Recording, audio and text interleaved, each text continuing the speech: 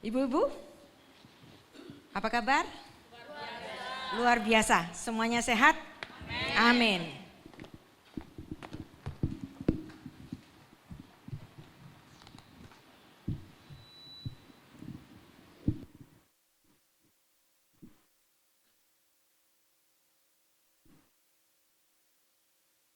Baik, kita akan bersama-sama belajar tentang firman Tuhan yang menyangkut keberadaan diri kita.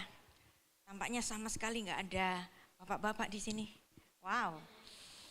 Kita semua ibu-ibu, para perempuan sebagai partner yang sepadan. Sepadan bagi siapa? Bagi para laki-laki dong, ya kan? Jadi kita memang tidak sama dengan para laki-laki. Kita nggak sama dengan suami kita, tapi kita nggak saingan. Kita menjadi partner, amin. Jadi kita betul-betul tidak saingan.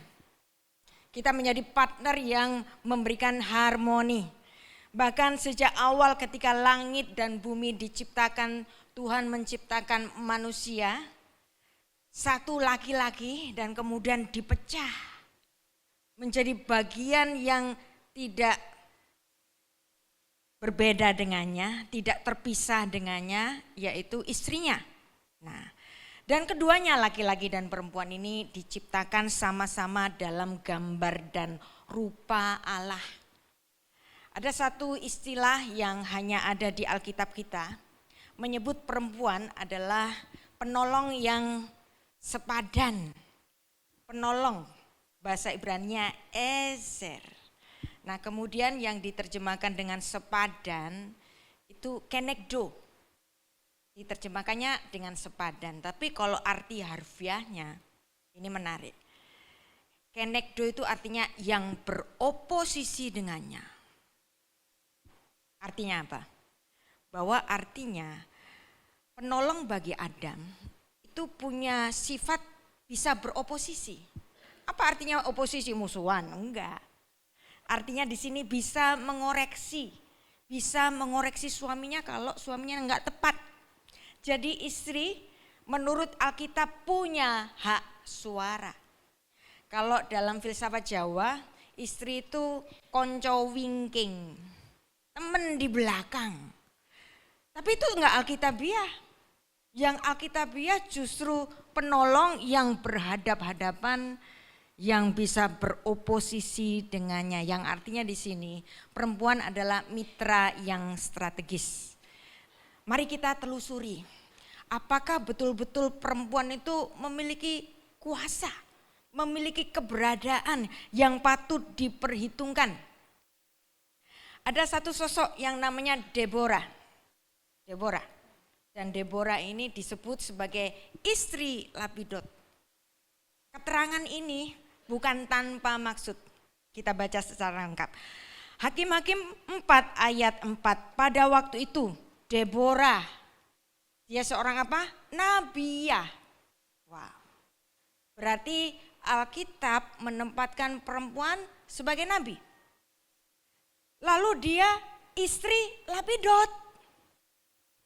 Walaupun dia nabi, dihormati banyak orang di bangsa Israel, dia tetap istri Lapidot. Si istri Lapidot ini memerintah sebagai hakim atas orang Israel. Ini bukan hakim biasa, karena pada saat itu Israel belum punya raja. Jadi artinya di sini Deborah adalah pimpinan tertinggi dari sebuah bangsa. Bahkan ada satu panglima namanya Barak, kalau perang gak didampingi oleh ibu negara, ibu bangsa, yaitu Deborah, dia gak mau perang. Dia perlu advice, dia perlu nasihat dari ibu bangsa ini. Deborah Isha Neviah Eshet Lapidot, Softa et Israel Baet Hahi. Dan perhatikan di sini, ini ditulis bukan tanpa sebab ketika seorang pemimpin negara tapi dia punya suami. Artinya apa di sini? Berarti suaminya menjadi surname bagi dirinya, yang artinya ketika di rumah dia istri Lapidot. Ada banyak sekali orang-orang yang memiliki kuasa perempuan, ya. Tetapi ketika di rumah, istri lapidot. Dan ini berkaitan dengan Efesus 5 ayat 22 sampai 23. Hai istri, nah itu Rasul Paulus ngasih peringatan kepada para istri. Dan ini konteksnya ketika para istri ini sudah menganggap dia kuat, dia bisa mandiri, gak perlu hormat kepada suaminya. Maka Rasul Paulus perlu mengingatkan, hai istri, tunduklah kepada suamimu seperti kepada Tuhan, karena suamimu itu adalah kepala.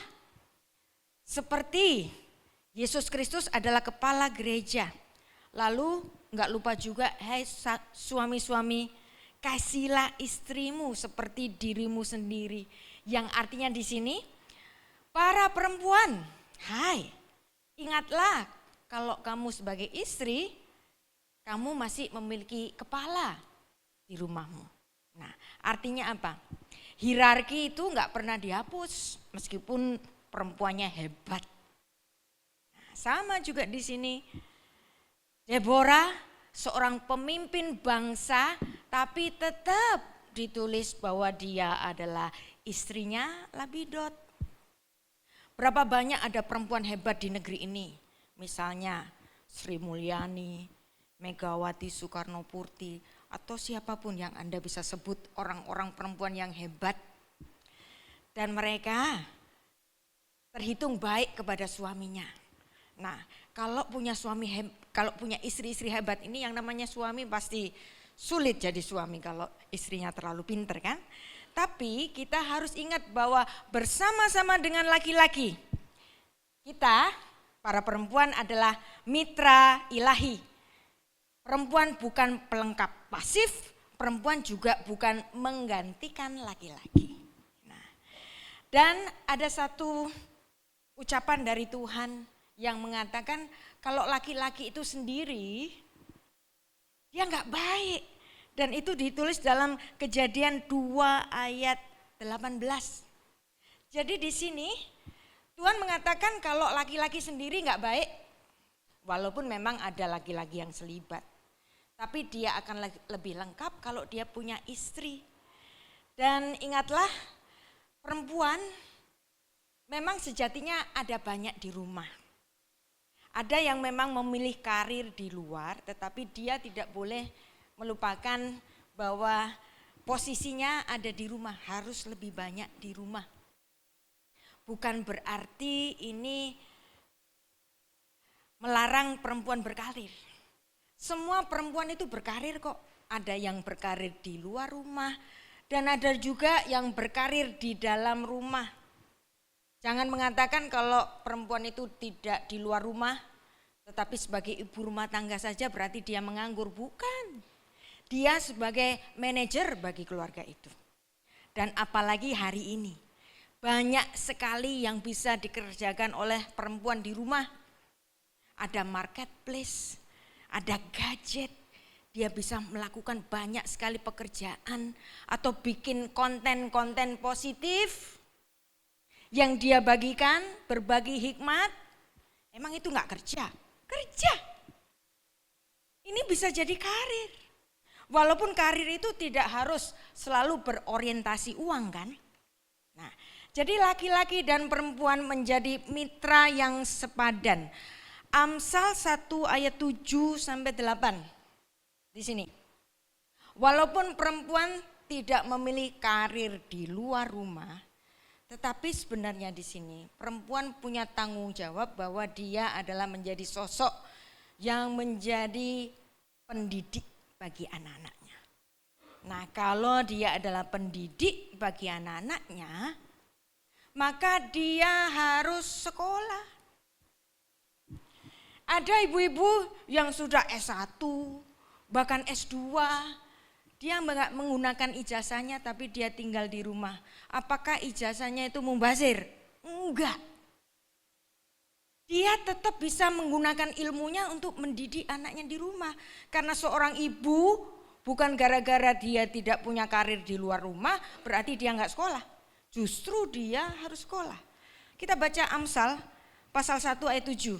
Takut akan Tuhan adalah permulaan pengetahuan, tetapi orang bodoh menghina hikmat dan didikan. Ayat 8 ini penting. Jadi ada satu tanggung jawab yang diemban oleh suami dan istri. Hai anakku, dengarlah didikan ayahmu dan jangan menyia-nyiakan ajaran ibumu. Berarti di sini equal, suami dan istri, papa dan mama, mendidik anak-anaknya. Nah, dan yang menarik, kata yang diterjemahkan dengan ajaran ibumu, ajaran di sini itu sebenarnya bahasa Ibraninya Torah. Apa itu Torah? Torah artinya hukum. Artinya apa di sini? Berarti kalau saya terjemahkan secara harfiah, jangan menyia-nyiakan hukum dari ibumu. Berarti ajaran seorang ibu di rumah itu hukum. Loh kok bisa? Perhatikan. Kalau ada anak sopan. Orang selalu mengatakan bahwa dia punya ciao yang baik. Pendidikan rumah yang baik. Ya kan? Dari mana itu? Dari ibunya. Ya kan? Nah, misalnya seorang anak kecil. Kalau salaman dengan orang yang lebih tua, cium tangan. Itu siapa yang ngajari? Ya mamanya. Kalau dia bisa ngomong terima kasih, maaf, excuse me, permisi, siapa yang ngajarin? Ini hukum. Hukum penting, kata-kata magic yang harus diketahui oleh anak-anak kita. Kalau anak-anak kita sopan, bicara baik, ini pasti produksi dari mamanya. Amin. Makanya ajaran mama itu hukum. Jadi siapapun dari kita, mungkin ada yang sudah sarjana, S2, S3, tapi tiba-tiba memilih karir di rumah. Siapa bilang ilmunya enggak berguna? Dan apalagi sekarang, pendidikan itu bisa ditempuh dengan online. Banyak sekali pelajaran-pelajaran online yang ibu-ibu bisa mengikutinya sambil memasak, sambil setrika. Saya sering membagi pelajaran-pelajaran online saya dan beberapa pendengar saya adalah ibu-ibu. Ibu, saya dengar pelajaran dari ibu sambil setrika, sambil nyuci, sambil masak. Wow. Anda lihat di sini, kita bisa memberdayakan diri kita di rumah. Nah, bicara mengenai Esher Kenegdo. Esher Kenegdo. Penolong yang sepadan. Dan sebenarnya kata-kata harfiahnya adalah penolong yang beroposisi. Ini bukan dalam artian bermusuhan, tetapi Alkitab mengatakan walaupun istri memiliki hierarki bahwa panglima tetap suami, walaupun istri gajinya lebih tinggi, suami tetap panglima, tetapi istri adalah penolong. Perhatikan, apa itu penolong? Kalau ada orang jatuh, terus kemudian ada yang nolong, berarti yang nolong lebih kuat daripada yang jatuh, kan? Jadi Alkitab itu memberikan satu mindset kepada kita, bahwa perempuan tidak diciptakan dalam artian lemah.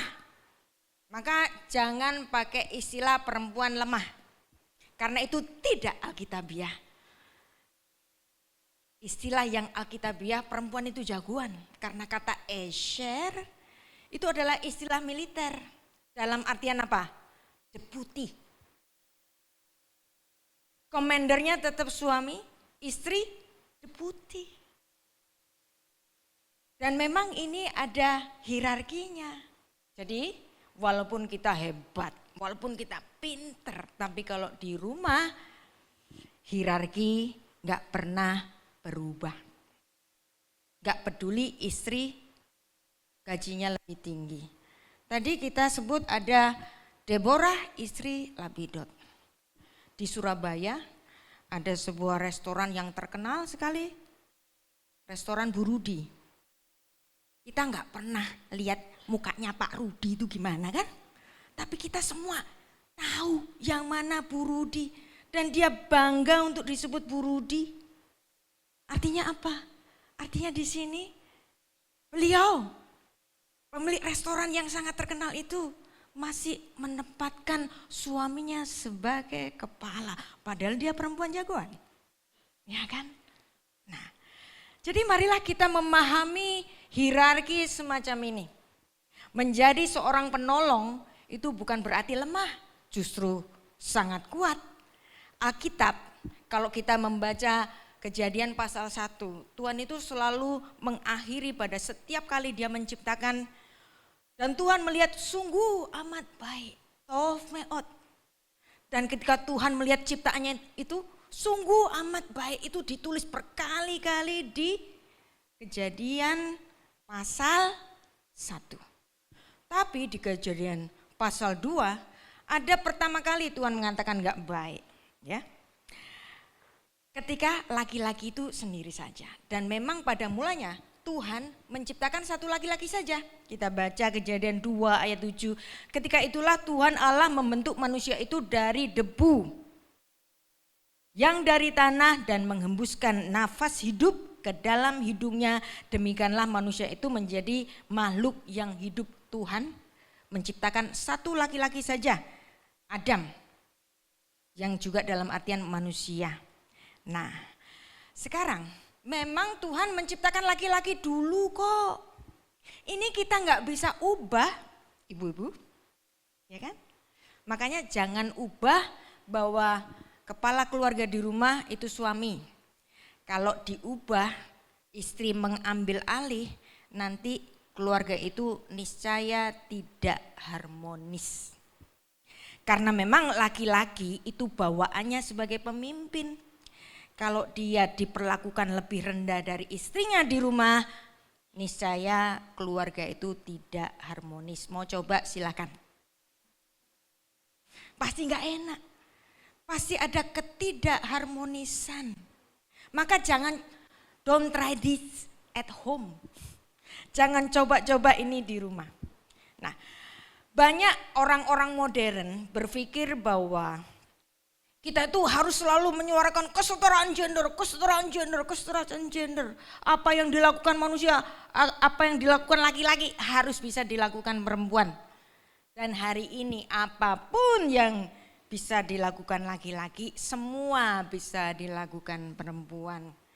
Mau jadi pilot ada, mau jadi pelaut ada, mau jadi apapun ada. Kerjaan yang berat, bahkan sangat beresiko juga bisa dilakukan perempuan.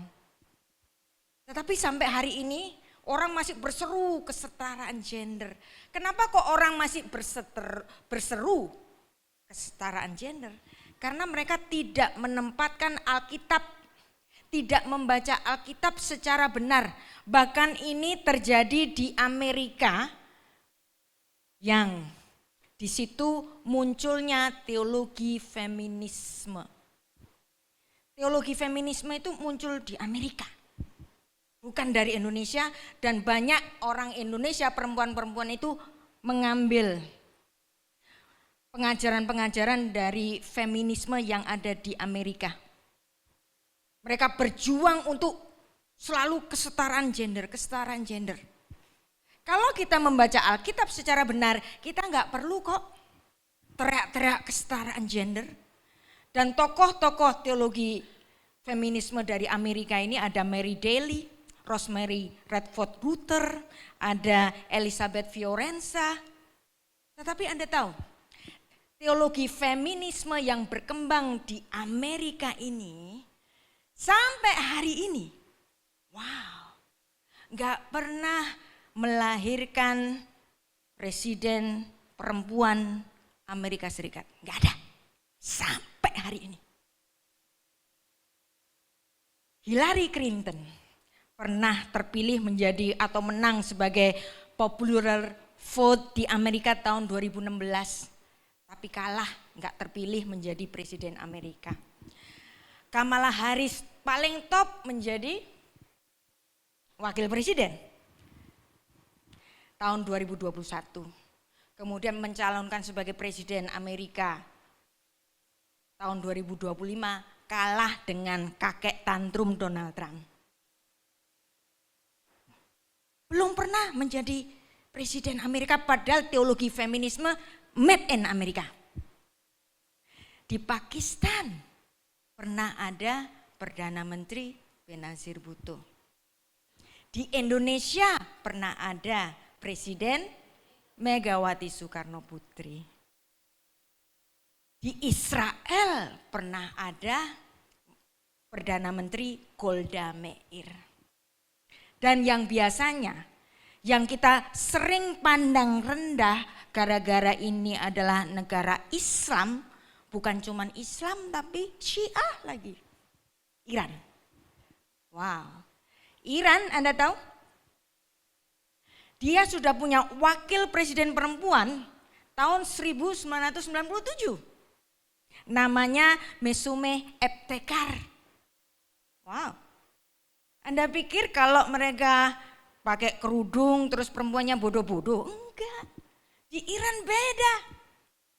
Tahun 1997 sudah ada wakil presiden perempuan. Dan kemudian tahun 2013 juga ada lagi wakil presiden perempuan, Ilham Amin Sadeh. Tahun 2017 ada lagi wakil presiden perempuan. 3 kali coba. Jadi kalau kita membaca CNN, berita-berita CNN, Fox News, itu kan berita-berita made in Amerika yang selalu menyudutkan negara-negara Islam. Tapi kita marilah terbuka, makanya saya nggak suka baca-baca produk-produk berita yang dari Amerika. Saya suka baca Phoenix atau CCTV, berita-berita dari Chungkwok. Justru berita-berita yang orang-orang komunis ateis ini lebih adil daripada yang mengaku in God we trust. Jadi kalau kita memandang bahwa misalnya kalau negaranya Islam pasti perempuan yang bodoh, enggak juga. Sejarah menulis dan kita yang di Indonesia enggak tahu kan. Kita terlalu banyak masuk asupan-asupan barat yang dimana Amerika sendiri enggak pernah presiden, enggak pernah punya presiden perempuan sampai hari ini. Yang artinya walaupun ada banyak sekali perempuan-perempuan pinter di Amerika dan sebenarnya hambatan itu bukan pada kapasitas perempuannya, tetapi sebenarnya di Amerika masih ada sistem dan persepsi publik di Amerika bahwa mereka belum percaya pada pemimpin perempuan. Beda dengan yang di Asia. Makanya kita harus bangga sebagai orang-orang Asia. Bukan apa-apa yang baik itu berasal dari barat. Makanya hari ini kita pakai kebaya. Kita bangga sebagai orang Indonesia. Orang-orang Asia yang perempuannya hebat-hebat, yang bahkan bisa menjadi pemimpin negara. Tepuk tangan untuk perempuan. Perempuan Indonesia, perempuan Asia. Dan Alkitab, makanya kalau Alkitab kita baca dengan jujur, kita akan tahu bahwa kedudukan perempuan itu amat sangat penting. Kejadian 2 ayat 18, Tuhan berfirman, tidak baik kalau manusia itu seorang diri saja. Aku akan menjadikan dia Esher Kenegdo, penolong baginya yang sepadan dengan dia. Seorang penolong tapi bukan ada di bawahnya yang untuk diinjek-injek, tetapi si penolong ini punya intelektualitas yang bahkan bisa mengcounter suaminya, bisa memberikan nasihat apabila suaminya melakukan keputusan yang tidak tepat. Kalau perempuan bisa mengoreksi suaminya, berarti perempuan harus punya intelektualitas. Maka perempuan harus sekolah. Sekolah tidak harus yang formal dong. Hari ini yang online banyak, gampang sekali. Maka terima kasihlah kepada teknologi. Bagaimana Tuhan menciptakan perempuan. Nah, ini Tuhan melakukan seperti bedah toraks. Kejadian 2 ayat 21. Lalu Tuhan Allah membuat manusia itu tidur lelap. Ketika ia tidur, Tuhan Allah mengambil salah satu rusuk daripadanya lalu menutup tempat itu dengan daging. Nah, kata yang diterjemahkan dengan rusuk ini bisa benar, tapi juga kata rusuk bahasa Ibrani-nya itu sela. Sela itu bisa berarti rusuk, satu. Arti keduanya bisa dalam artian side, bagian. Dalam arti bagian berarti di ayat ini Tuhan seperti membelah Adam. Tuhan membelah Adam.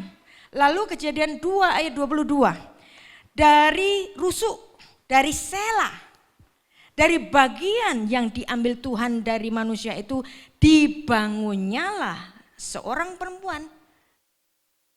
Tulisan Ibrani-nya itu bana. Bana itu seperti membangun rumah dari bahan yang keras. Jadi ketika Tuhan menjadikan teman bagi Adam, ini Tuhan seperti bangun rumah. Lalu dibawanya kepada manusia itu.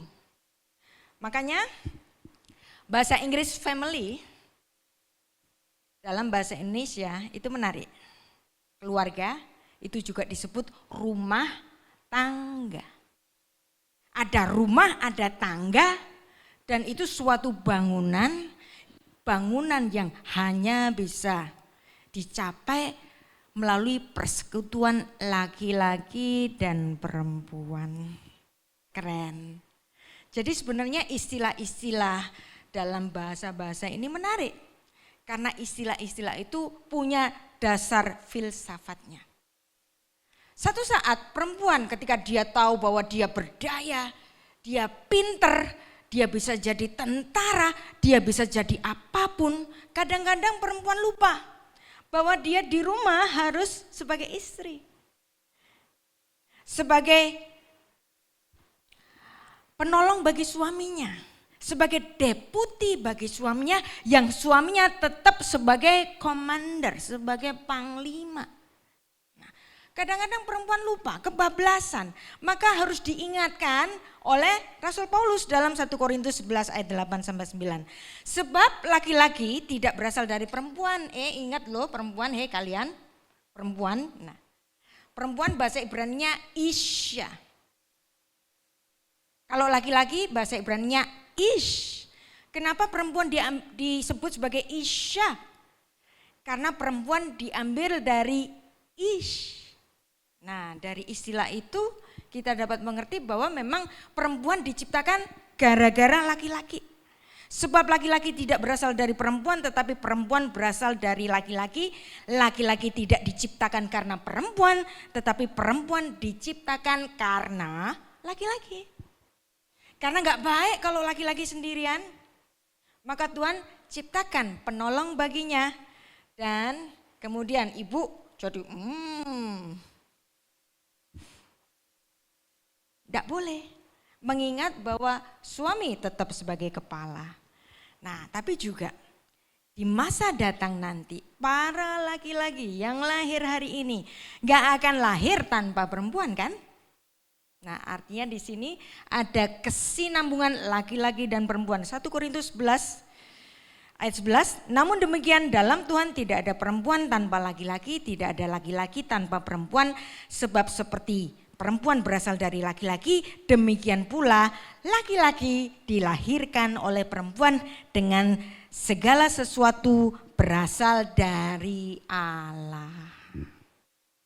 Nah, kalau dari sini perlu enggak kita masih teriak-teriak kesetaraan gender? Enggak perlu. Kalau Alkitab dibaca secara tepat. Kejadian 2 ayat 23, ini menarik. Di Alkitab kitab Kejadian, di situ selalu banyak dikatakan bahwa ada lembaga pernikahan. Emangnya ada kata pernikahan dalam kitab Kejadian? Apalagi Kejadian pasal 2 kan enggak ada. Tapi sebenarnya ini adanya hanya ada di Alkitab bahasa asli. Kalau kita baca dalam bahasa terjemahan baik bahasa Inggris maupun bahasa Indonesia enggak ada kata menikah. Tapi dalam bahasa asli Ibrani ada kata nikah. Lalu berkatalah manusia itu, siapa manusia itu? Adam. Inilah dia tulang dari tulangku, daging dari dagingku. Ia akan dinamai perempuan, Isya, sebab ia diambil. Nah kata diambil, laka, lukoka, laka, dari laki-laki Ish. Kata laka, bahasa Ibrani, bentuk pasifnya itu nikah. Seperti nikah dalam bahasa Indonesia. Kenapa kok mirip? Karena bahasa Indonesia menyerap dari kata-kata Arab. Bahasa Arab dan bahasa Ibrani satu rumpun. Maka ketemu deh, oh lembaga pernikahan ada di Kejadian pasal 2 ayat 23 sampai 24. Ada kata nikah di situ, bahwa perempuan itu diambil dari laki-laki. Jadi di sini ada satu klaim. Klaim siapa? Klaimnya Adam. Adam ngeklaim. Dia walaupun belum pernah melihat perempuan itu, tetapi begitu dia menemui perempuan itu, dia merasakan ada sesuatu yang tidak asing. Dia adalah sesuatu bagian dariku. Makanya bahasa Jawa garwo, sigar nyowo. Adam mengenal si perempuan itu. Dia tulang dari tulangku, daging dari dagingku, dan disinilah pernikahan yang pertama ditulis di dalam Kejadian pasal 2. Jadi Alkitab kita dibuka dengan pernikahan, Kejadian pasal 2 ayat 23 sampai 24, dan nanti juga ditutup dengan pernikahan, pernikahan anak domba, Wahyu pasal 19 ayat 7. Jadi di sini ada konsep pernikahan. Kenapa kok Tuhan suka pakai konsep pernikahan? Karena di dalam konsep pernikahan di situ ada persekutuan. Bahkan Tuhan menempatkan umatnya. Tuhan Yesus menempatkan jemaatnya sebagai mempelai perempuannya secara korporat. Kalau Anda belajar bahasa Mandarinnya good, baik itu apa? How itu di sini ada cerita di setiap huruf, gugusan huruf. Terdiri dari huruf ni, perempuan kalau duduk kan harus menyilang, sopan. Nah, perempuan. Lalu kemudian laki-laki, anak laki, perkasa. Apa sih how itu? How itu kalau ada anak perempuan disandingkan dengan anak laki-laki, how. Makanya Kejadian 2 ayat 18 gak baik kalau si laki-laki itu sendiri saja. Dia baru baik kalau ada perempuannya. Nih. Makanya kalau pernikahan LGBT, laki sama laki, perempuan sama perempuan itu bukan ide Alkitab. Walaupun hari ini banyak sekali diupayakan supaya diakui dunia. Bahkan nanti bulan Juni pemerintah Israel akan mengadakan pawai LGBT terbesar di dunia. Di Israel. Di Israel. Wow. Masih percaya bangsa Israel modern adalah bangsa pilihan Tuhan? Atau ini memang pengulangan zaman dahulu? Bahwa Sodom dan Gomora memang berasal dari situ. Pengkhotbah 1 ayat 9, apa yang dahulu ada akan terjadi kemudian. Sodom dan Gomora akan terjadi lagi di tanah suci Israel. Pawai LGBT terbesar di dunia. Dan ini sudah diumumkan oleh Menteri Luar Negeri Israel, pemerintahnya sendiri. Jadi ini bukan hoax. Jadi how? Laki sama laki, perempuan sama perempuan. Nah perhatikan, apa sih human itu? Adam, ya. Adam itu adalah gabungan antara laki-laki dengan perempuan karena memang dulunya dibelah oleh Tuhan. Kejadian 5 ayat 2. Laki-laki Zachar dan perempuan Nekeva diciptakannya mereka. Ia memberkati mereka, memberikan nama manusia kepada mereka pada waktu mereka diciptakan. Memang Tuhan awalnya menciptakan Adam satu, dibelah menjadi bagian dari istrinya dalam posisi sebagai penolong yang sepadan dengan dia. Jadi Adam dalam artian human, yaitu laki-laki dan perempuan, dia telah menciptakan mereka. Zachar unekeva beraam, vayevarech otam, dan Tuhan memberkati mereka. Tuhan memberkati laki-laki dan perempuan. Tidak ada Tuhan memberkati laki-laki dengan laki-laki, perempuan dengan perempuan. Ayat di mana? Kejadian 5 ayat 2. Vayikra et shmam Adam, dan dia memanggil nama mereka Adam dalam artian human, manusia. Beyom hibaream, pada waktu mereka diciptakan. Jadi di sini laki-laki disebut sebagai Zachar. Apa itu Zachar? Zachar artinya pure, yang murni. Karena seorang laki-laki adalah murni. Tuhan menciptakan satu manusia yang murni, Zachar. Kemudian perempuan, Nekeva. Apa artinya Nekeva? Nekeva itu artinya kontainer, toples. Atau seperti ini, tempat untuk menampung, itu perempuan. Kenapa perempuan kok disebut menampung? Karena perempuan punya secara anatomi tempat penampungan, yaitu apa? Rahim. Rahim. Kata yang sama seperti Allah yang Maha Kasih. Menarik kan? Jadi perempuan adalah kontainer, laki-laki pemberi benih. Zachar. Nah, jadi gender perempuan ini adalah unsur hollow di dalam dirinya. Makanya dia bisa mengandung dan nanti akan melahirkan putra dan putri. Jadi Zachar unekeva, laki-laki sang pemberi benih dan perempuan yang punya kontainer. Dan di sini kalau laki-laki itu sebagai soul, perempuan itu ibaratnya itu sebagai body. Kalau soul saja bukan human, bukan manusia, memedi. Tapi kalau body saja itu juga bukan manusia, dia sudah jadi mayat. Dia bisa menjadi manusia gabungan antara soul dan body. Soul saja tanpa body bukan Adam, body saja tanpa soul bukan Adam. Dan inilah perempuan memang diciptakan sebagai pelengkap, bukan sebagai saingan, penolong yang punya daya oposisi, bukan dalam artian bersaing, tetapi untuk mendukung suaminya. Bisa saja loh suami kita itu mungkin bisa kurang tepat dalam melakukan sesuatu, dalam keputusan sesuatu, dan perempuan bisa memberikan input, bisa memberikan nasihatnya. Nah ini makanya ibu-ibu, jagalah mulutmu, supaya yang keluar dari mulut ini selalu kata-kata hikmat. Jangan terlalu banyak keluar kata-kata yang gak penting. Kalau terlalu banyak keluar kata-kata yang gak penting, makanya gak didengar. Gak didengar sama siapa? Gak didengar sama anak-anak kita.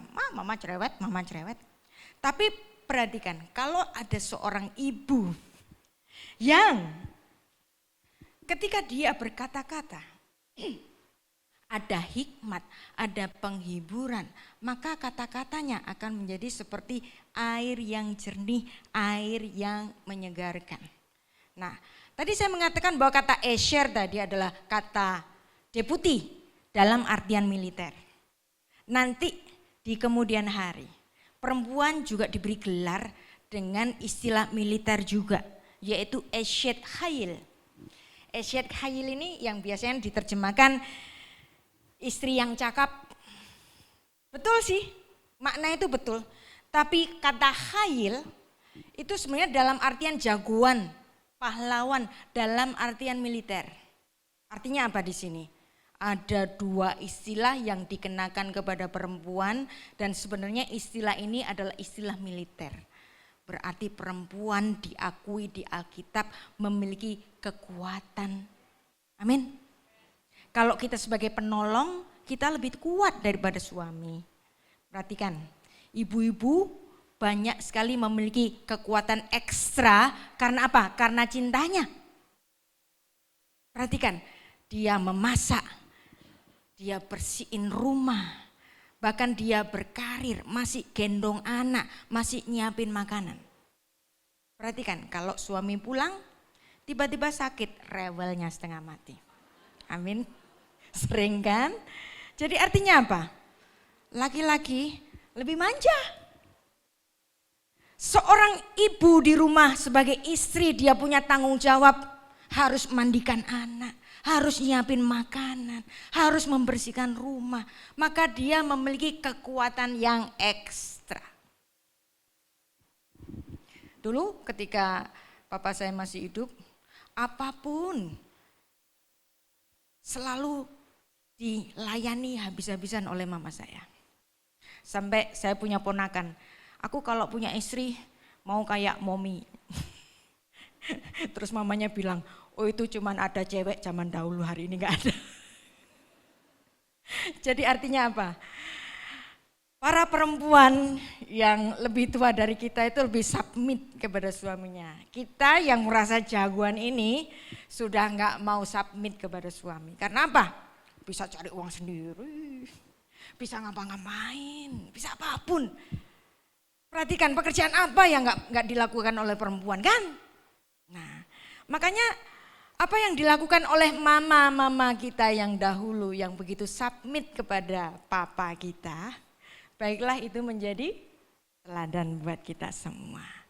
Nah, sebagai perempuan, ibu-ibu, ingat bahwa di sini ada satu anatomi tubuh yang laki-laki enggak punya. Perempuan itu selalu iri terus sama laki-laki, minta kesetaraan gender. Dan laki-laki itu enggak pernah iri sama kita loh. Ya kan? Kita itu minta kesetaraan. Tapi ada laki-laki yang enggak pernah iri, yang dia enggak bisa lakukan, tapi dia enggak pernah iri. Apa itu? Beranak. Bapak-bapak enggak pernah iri bahwa ibu itu bisa beranak. Tapi perempuan itu sering minta kesetaraan, harus sama. Bahkan posisi laki-laki sebagai kepala rumah tangga pun mau direbutnya. Nah, ini enggak boleh. Karena bagaimanapun ada hierarki. Kita harus menjadi istri yang tunduk secara hierarki bukan untuk diinjak, tetapi sebagai mitra yang sepadan. Nah, dalam tubuh manusia ada peranakan, ada kandungan yang disebut dengan rahim. Nah, rahim seperti sifat Tuhan kita yang maha rahim. El-Rahum Fehanun, Allah yang maha rahim. Dan perempuan ini bisa menjadi pilar bagi bangsa karena dia sebagai seorang pencipta atau pengajar hukum di rumahnya masing-masing. Dalam Amsal pasal 31, perempuan bisa menjadi seorang ahli properti, dia bisa ngurusin suami, bisa punya perusahaan, dia bisa menjadi yang terutama di masyarakatnya, dia bekerja secara produktif dengan tangannya sendiri, ia kuat, ia bijaksana, ia peduli pada orang miskin, ia menjangkau orang-orang yang membutuhkan, ia bisa merancangkan masa depan buat anak-anaknya dan tetap melayani suaminya. Nah, artinya apa? Perempuan-perempuan harus kuat, harus jaga kesehatannya. Dan di dalam tubuh perempuan ada rahim yang akan melahirkan generasi-generasi di masa datang. Ada rahim. Dan rahim apapun yang keluar dari rahim perempuan, semuanya adalah berkat. Anak-anak kita yang lahir dari rahim kita, ibu-ibu, mereka adalah berkat dari Tuhan, dan itu seperti ditulis dalam Keluaran 34 ayat 6. Berjalanlah Tuhan lewat di depannya berseru, Tuhan, Tuhan Allah penyayang dan pengasih, El Rahum Vehanun. Dan kata rahim, kerahiman ini diberikan kepada perempuan karena perempuan diberikan juga naluri untuk mengasihi apapun yang terlahir dari rahimnya. Jadi rahim di sini bicara tentang kasih. Seorang ibu tidak akan bisa meninggalkan seorang anak yang pernah keluar dari rahimnya. Kenapa? Karena ini naluri. Karena bayi itu pernah hinggap 9 bulan di tubuh seorang perempuan. Maka tubuh perempuan harus dijaga. Karena itu adalah amanah. Apa itu amanah? Amanah berasal dari kata Ibrani emunah, artinya kepercayaan. Kalau kita diberi amanah, kita harus punya tanggung jawab. Menjaga kesehatan reproduksi kita. Harus sering-sering periksa pap smear. Kalau ada yang gak benar didatang bulannya cepat-cepat ke dokter. Jangan nanti ada apa-apa, memahami siklus tubuhnya, jangan mengabaikannya. Dan di sini itu pula termasuk menjaga kekudusan. Karena ketika kita menjaga tubuh kita adalah bait Allah yang kudus. Dan ketika kita ada kesedihan di jiwa kita, jangan diterus-terusin. Jangan diterus-terusin. Sakit hati sama suami jangan disimpan. Penyakit yang biasanya banyak dialami oleh kaum perempuan, kanker payudara, kanker tulang belakang, itu kita kira-kira kenapa? Itu karena ada marah yang disimpan. Ini penelitian dari para dokter. Kalau marah disimpan 3 tahun itu akan jadi kanker. Ini yang meneliti adalah para ahli medis. Maka nggak usah didebat bapak-bapak, ibu-ibu. Nggak ada bapak di sini. Nggak usah didebat. Kenapa? Karena kalau apapun yang disimpan itu akan jadi penyakit. Maka kita harus ingat wejangan dari Raja Salomo, hati yang gembira adalah obat yang manjur, tapi semangat yang patah mengeringkan tulang. Kalau ada penyakit sumsum tulang belakang itu juga biasanya dari semangat yang patah. Selalu menjadi kanker, mau coba silakan. Nanti 3 tahun kemudian jadi kanker. Makanya kalau ada marah jangan disimpan. Apalagi marah sama orang lain. Orang lainnya gak ngerti, kita marah terus kita simpan jadi penyakit, enak aja. Jangan simpan kemarahan. Kalau ada marah, luapkan hari itu. Kalau punya bestie, curhat. Cepat-cepat curhat supaya bisa keluar. Atau Anda cari apa? Profesional. Ya kan? Kan ada sesuatu yang kalau kita curhat, tiba-tiba temennya ceritain kemana-mana. Kalau bestie, simpen dong. Ya. Makanya kalau sesuatu yang very very private, mungkin kita lebih baik cari profesional. Yang ada kode etik antara pasien dan dokter atau psikiater. Kalau kita ke psikiater bapak, ibu-ibu ya. Kita jangan pikir bahwa ke psikiater itu orang gila, enggak. Ya. Kita tanya kepada orang yang sudah belajar mengenai psikologi. Dan juga memberikan obat. Nah ini penting. Saya pernah mendampingi seorang ibu yang dia bisa hampir sakit ingatan gara-gara ada dendam yang disimpannya bertahun-tahun.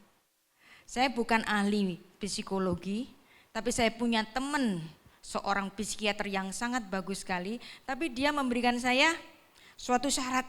Saya hanya akan pergi ke situ kalau diantarkan oleh berita. Saya bilang, saya nggak punya kemampuan dalam ilmu psikologi, nggak apa-apa deh, saya antar. Dan saya melihat bagaimana dia di treatment, bagaimana dia dikasih obat, dan dia sembuh. Artinya apa? Kadang-kadang memang harus profesional. Bukan cuman curhat ke bestie. Curhat ke bestie baik. Tapi ada level tertentu yang kita harus ditolong oleh seorang profesional. Makanya ilmu itu penting. Nah, jadi karena saya bestian sama teman saya ini, saya nggak bisa cuman terima curhat. Tapi dia harus ditreatment oleh orang yang mengerti ilmu psikologi. Maka saya yang nganter ke dia, mendampingi dia. Dan dia sembuh, bisa. Nah, intinya apa? Ketika kita bisa berdamai dengan segala problem yang ada di hati kita, niscaya kita akan selalu sehat. Mau ibu-ibu? Jangan simpen marah. Kalau marah disimpan 3 tahun jadi kanker. Enggak ada yang mau coba kan? Don't try this at home. Amin. Nah, maka ibu-ibu harus merawat diri. Jasmani, spiritual, jiwa, kita harus merawat diri. Kalau kita merawat diri, kita facial, kita olahraga, itu bukan egois. Kita merawat sesuatu yang diberikan oleh Tuhan, amin. Justru kalau kita tidak merawat, berarti kita tidak merawat tubuh yang adalah bait Allah. Ingat, jadi yang rajin facial, terus aja facial. Yang rajin nge-gym, terus nge-gym supaya sehat. Amin. Yang suka beli baju baru, saya juga suka. Kita merawat diri bukan egois, kita mau cantik. Ibu-ibu harus cantik, tetap cantik di hadapan suami. Kalau suami pulang kita sambut dengan senyum. Senyum itu juga apa? Cara untuk mempercantik diri. Perhatikan, semahal apapun yang ada di luar, istri pasti lebih mahal. Amin. Mungkin ada satu saat suami bisa melihat kanan dan kiri. Tapi perhatikan. Makanya istri kalau di rumah harus memberikan senyuman yang manis. Kalau enggak nanti orang lain yang senyum. Dan itu terjadi di mana-mana. Ya kan? Makanya kita harus tetap manis. Jangan suami cari manis di tempat lain. Dan kita juga harus merawat diri. Kenali diri kita. Misalnya ada satu kesibukan yang membuat kita capek. Lalu ibu-ibu lupa senyum sama suami. Lupa senyum sama anak-anak. Kenali tubuhmu kalau engkau sudah capek. Beristirahatlah. Ketika engkau sudah cukup istirahat, maka kemudian badan bugar lagi, senyum lagi sama keluarga. Jangan sampai kita jadi musuh dari anak-anak kita sendiri. Jangan kita jadi musuh bagi suami kita sendiri. Kalau kita jadi musuh di dalam keluarga kita sendiri, nanti anggota keluarga kita cari hiburan di tempat lain. Jangan sampai ini terjadi. Dan perempuan, para ibu di rumah gak boleh ada krisis identitas. You are the queen of the house. Ingat itu. Anda adalah ratunya rumah itu. Sebagai seorang ratu, jadilah ratu yang baik. Jadilah ratu yang ramah. Dan ketika perempuan itu sadar diri, maka generasi yang dimulai dari rumah kita, karena rumah adalah sel terkecil di negara ini. Kalau keluarga kita baik, maka rumah kita baik, lingkungan kita baik, gereja kita baik, bangsa kita baik, perempuan sehat, lingkungan kuat, bangsa kita kokoh. Amin. Nah, pasti ibu-ibu mungkin di sini ada yang enggak semua itu punya keuntungan seperti kita yang pernah melahirkan. Mungkin ada ibu-ibu yang gak bisa melahirkan, rahimnya tidak berfungsi untuk melahirkan anak. Gimana Purita tadi ngomongin rahim terus, aku gak punya anak. Ada kan pasti perempuan yang begitu. Tapi ingatlah, karena Allah kita maha rahim. Mungkin rahimmu secara ragawi tidak berfungsi, tapi Tuhan bisa memberikan kerahiman yang lain. Misalnya apa?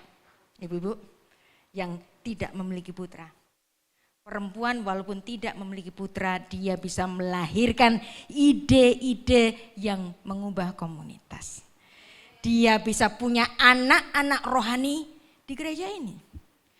Dia punya anak-anak didik di sekolahnya, dia punya anak-anak didik di perusahaannya, dia bisa mengubah komunitas, dia bisa menciptakan ruangan-ruangan yang hangat, dia menjadi ibu bagi banyak orang, amin.